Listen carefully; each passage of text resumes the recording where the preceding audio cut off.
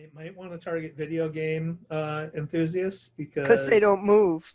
well, because good point, good point. But also, Call of Duty, and there's a lot of action going on. Your heart starts beating really quickly, so they could be at risk for both of but those one factors. of your risks is not moving, not exercising. Exactly. Yep. So that's a good target. This is from a Wall Street Journal article by Sarah Needleman, who reports on the rise of eSports leagues. This is a new phenomenon. So longtime listeners will know that I am a diehard Minnesota Vikings and Minnesota Twins fan.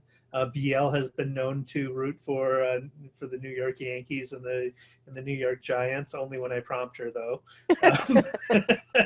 or when I challenge her. Who do you like? Okay, New York.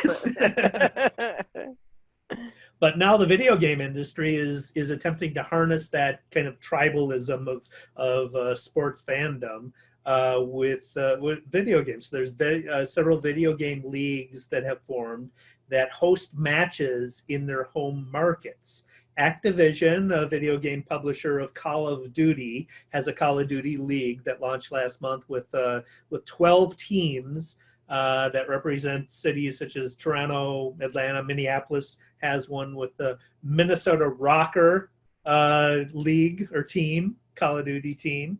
Each team is expected to host at least one homestand weekend this year. The NBA 2K, which is a video game, has a league. It's a joint venture between Take-Two Interactive, which publishes the NBA 2K video game, and the National Basketball Association. They've held tournaments in Las Vegas and Orlando and plan to host more this year. This is the third season starting this spring with 23 teams. Just to get a sense of why they're doing this. Esports revenues grew nearly 27% last year to $1.1 billion in 2019. Wow. Yeah.